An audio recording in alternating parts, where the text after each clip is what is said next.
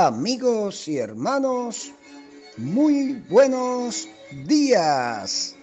El Señor les bendiga y nos ayude a limpiarnos cada día más con su palabra para que su espíritu more gustoso en nosotros. Y ahora, palabras de sabiduría. Leamos Marcos 11:15. Vinieron pues a Jerusalén, y entrando Jesús en el templo, comenzó a echar fuera a los que vendían y compraban en el templo, y volcó las mesas de los cambistas y las sillas de los que vendían palomas.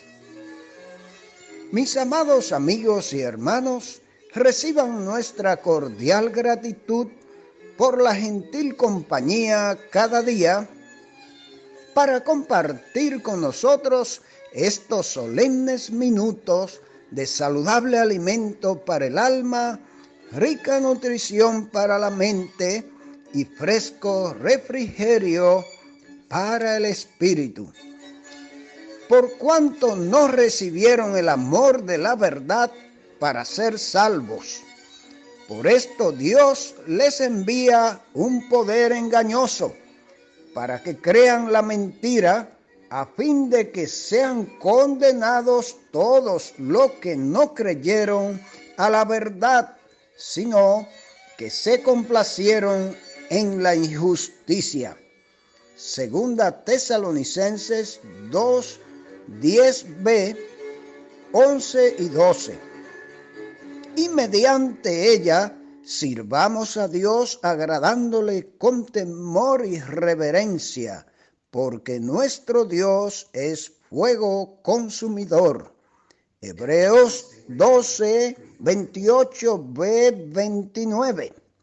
Estos versos de la palabra directamente no tienen que ver nada con el tema de la meditación de hoy, que es la limpieza que el Señor hizo en el templo de Jerusalén, echando fuera a los animales, cambistas y negociantes. Donde sí podemos referir estas porciones bíblicas es para recordar a los críticos del Señor y a los oyentes en general que la actitud de ira santa expresada por él al hallar la casa de su padre convertida en un mercado público cualquiera, tiene soporte en su palabra y en la voluntad de su padre.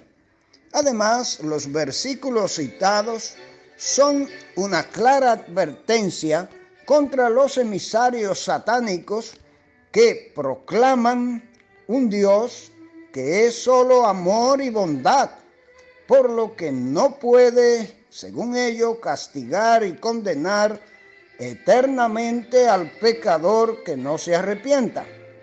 Es cierto que Dios ama al pecador y por eso proveyó a su Hijo amado medio por el cual podemos ser librados del pecado y de la condenación. Pero la ira de Dios está contra el pecado y contra nuestras acciones pecaminosas. Por eso sacó látigo en manos a todos los que, apoyados por los religiosos de aquel entonces, convirtieron su casa en pocilga y en un sucio mercado. Escuchemos pues lo que nos dice el doctor McDonald hoy con el tema la purificación del templo, según Marcos 11:15. El Salvador dejó Canaán y bajó a Capernaum con su madre, sus hermanos y sus discípulos. Estuvieron en Capernaum solo unos días. Poco después, el Señor subió a Jerusalén. Comenzando con el versículo 13, tenemos el primer testimonio del Señor para la ciudad de Jerusalén. cabe destacar que el Señor empezara y terminara su ministerio público limpiando el templo durante la época pascual. La Pascua, por supuesto, era una fiesta anual conmemorativa de cuando los hijos de Israel fueron liberados de la esclavitud en Egipto y conducidos a través del Mar Rojo por el desierto y de ahí a la tierra prometida. La primera celebración de la Pascua se registra en Éxodo 12. Siendo un judío devoto, el Señor Jesús subió a Jerusalén para este importante día en el calendario anual. Al llegar al templo, vio que se había convertido en una plaza de mercado. Allí se vendían bueyes, ovejas, palomas, y también los cambistas de dinero realizaban sus grandes negocios. Los animales y pájaros eran vendidos a los adoradores para usarlos en los sacrificios. Los cambistas tomaban el dinero de quienes venían de países extranjeros y lo cambiaban por dinero de Jerusalén para que los peregrinos pudieran pagar el impuesto del templo. Probablemente estos cambistas se aprovechaban injustamente de los que viajaban desde muy lejos. El azote que el Señor hizo fue probablemente un pequeño látigo hecho con cuerdas. No se registra que lo usara contra ninguna persona. Por el contrario, es probable que fuera sencillamente un símbolo de autoridad que sostuvo en sus manos. Ondeando el azote delante de él, echó a los mercaderes fuera del templo y tumbó las mesas de los cambistas.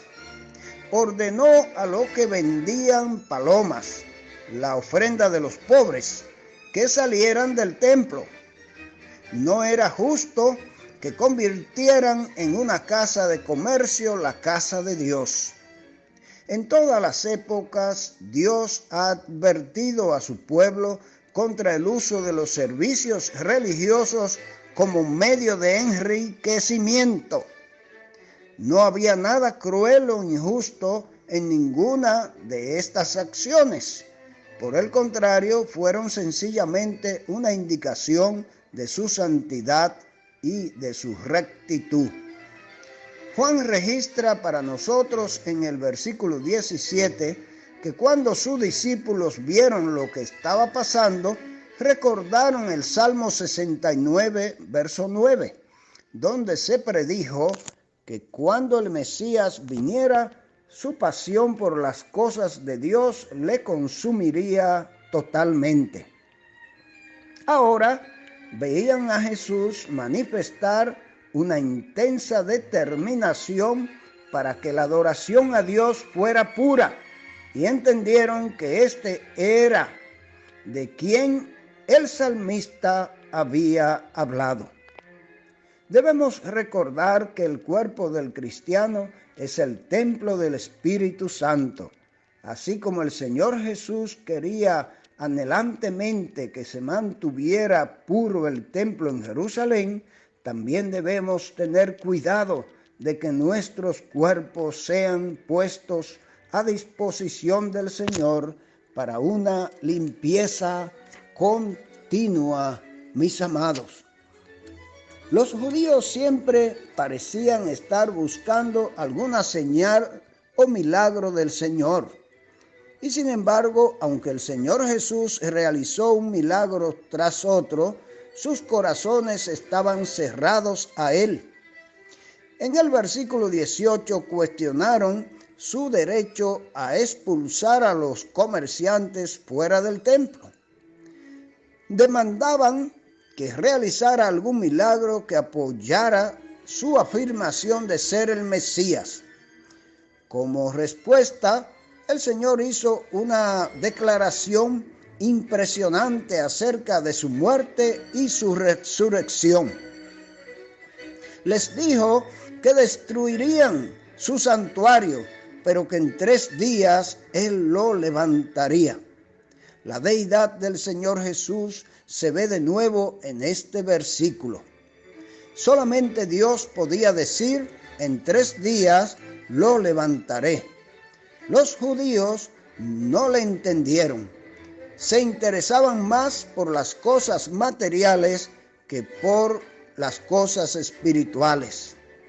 El único templo en el que podían pensar era el templo de Herodes, que se erigía entonces en Jerusalén. Se tardó 46 años en construir este templo y no veían cómo nadie podría reconstruirlo en 3 días. El Señor Jesús, sin embargo, estaba hablando de su propio cuerpo, que era el santuario en el que habita toda la plenitud de la deidad de Dios. Así como los judíos habían profanado el templo de Jerusalén, así también matarían al Señor Jesús en pocos años. Pasado el tiempo después que el Señor Jesús fuera crucificado y resucitado, sus discípulos recordaron que Él había prometido resucitar en 3 días. Con tan maravilloso cumplimiento de la profecía ante sus ojos, ellos creyeron la Escritura y las palabras que Jesús había hablado. A menudo nos encontramos en la Biblia verdades que son difíciles de comprender. Sin embargo, aquí aprendemos que debemos atesorar la palabra de Dios en nuestros corazones, aunque no la entendamos en el momento. Algún día después el Señor hará que nos sea más clara, aunque ahora no la entendamos. Cuando se dice en este versículo que creyeron las Escrituras, significa que creyeron las predicciones del Antiguo Testamento referentes a la resurrección del Señor Jesús. Ojalá, mis amados hermanos y amigos, que estemos dispuestos a escudriñar cada día las Escrituras, porque ellas son las que nos ayudarán a ir limpiando cada vez más el templo donde habita y debe habitar su Santo Espíritu. Espero, mis amados, que Dios les bendiga y que así sea.